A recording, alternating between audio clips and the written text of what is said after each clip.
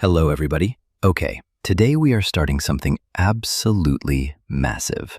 Over the next few parts, we are going to tell the full story of one of the most extraordinary, most terrifying, and most misunderstood empires in all of human history, the Mongol Empire. And I want to be honest with you, right from the beginning, this is not the story you think you know, because most people hear the word Mongols and they think destruction. They think massacre. They think rivers of blood, towers of skulls, and cities burned to the ground. And yes, all of that happened. Every single bit of it. But here is what nobody tells you. The same people who came closest to destroying human civilization also built one of the greatest empires the world has ever seen. And understanding how both of those things are true at the same time, that is the whole point of this series. So buckle up, because part 1 starts right now. Before Genghis Khan, the world of the steppes. To understand the Mongols, you first have to understand where they came from, because the world that produced Genghis Khan was not a world of cities and palaces and written laws. It was a world of endless grass. The Mongolian steppe is one of the harshest environments on Earth, a vast ocean of grassland stretching thousands of miles across Central Asia, baked by scorching summers and frozen by winters so brutal that temperatures drop to -40 degrees. No rivers to drink from, no forests to hide in, no walls to shelter behind, just wind and grass and sky, as far as the eye can see in every direction. The people who lived on this steppe had adapted to this world in ways that made them unlike any other human beings on Earth. They did not farm, they did not build, they moved, constantly, endlessly, following their herds of horses, sheep, and cattle across the grasslands in a cycle that had not changed for thousands of years. They lived in felt tents called gers that could be assembled and dismantled in under an hour. They carried everything they owned on horseback. And from the moment they could walk, Mongol children were learning to ride. By the time a Mongol boy reached the age of 5, he could ride a horse at full gallop. By 10, he could shoot a bow accurately from the back of a moving horse. By 15, he was a warrior. This was not exceptional among the Mongols. This was simply what childhood looked like on the steppe. Every man, every woman, every teenager, a trained cavalry fighter capable of riding 100 miles in a single day and surviving on almost nothing. But here is the crucial thing about the Mongol world before Genghis Khan. All of this extraordinary military potential was being completely wasted. The dozens of Mongol and Turkic tribes scattered across the steppe spent most of their energy fighting each other, raiding each other's herds, kidnapping each other's women, killing each other's chiefs.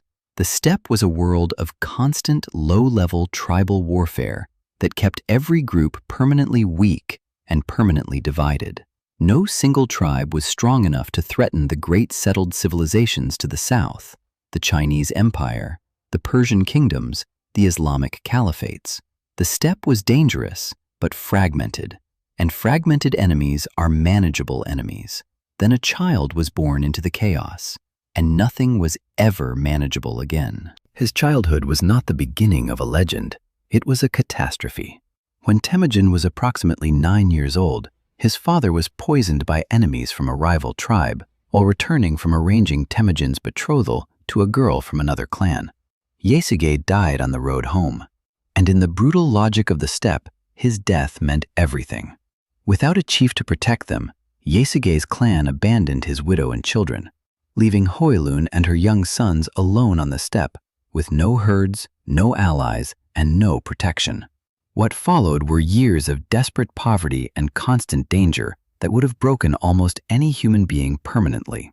Temujin and his brothers survived by fishing and hunting small animals. They ate roots and berries when they could find nothing else.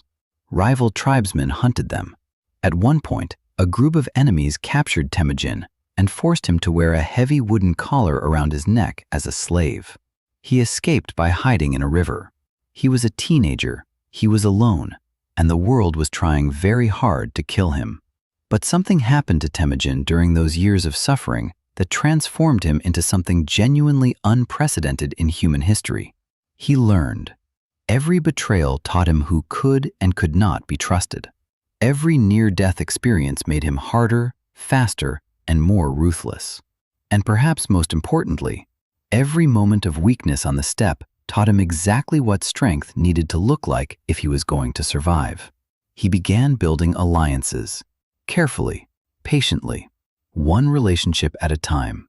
He found a powerful protector in a tribal chief named Togrul, leader of the Karaite people, and used that protection to begin reuniting his own scattered clan. He made strategic marriages. He made blood brotherhood pacts with allies who would stay loyal. And he began, slowly and methodically, to do something that no one on the Mongolian steppe had ever managed to sustain for long. He started winning. The unification that changed everything. By the 1190s, Temujin had become a significant force on the steppe. He had defeated several rival tribes, absorbed their peoples into his own growing confederation, and established a reputation for something that was genuinely unusual in Mongol culture. He rewarded loyalty extraordinarily generously, but he punished betrayal with absolute and total destruction. This combination of extreme generosity toward allies and extreme brutality toward enemies was not random. It was deliberate policy. On the steppe, where every warrior had to choose which leader to follow, Temujin was creating a simple and very clear incentive structure. Join me, and you will share in everything I take. Betray me, and your entire bloodline will be erased from the earth. It worked. Tribe after tribe joined his confederation. Some came willingly, attracted by his growing reputation and the genuine wealth he distributed among his followers. Others were defeated in battle and absorbed by force. The ones who resisted completely were destroyed so thoroughly that Temujin's generals would later describe his instructions about certain enemies in chilling terms. Kill them down to the last person who casts a shadow. By 1206, the unification was essentially complete.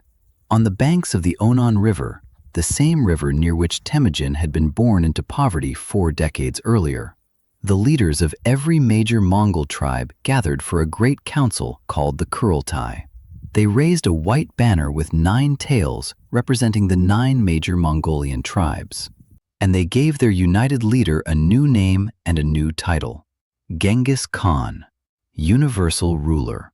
The boy who had worn a wooden collar as a slave was now the ruler of every person on the Mongolian steppe.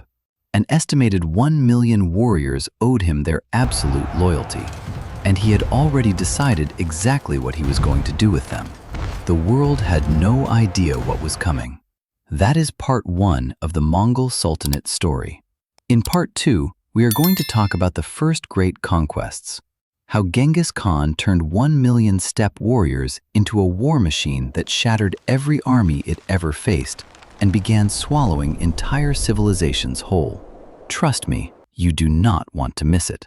If you want to see part 2 the moment it drops, so click subscribe right now and hit the bell.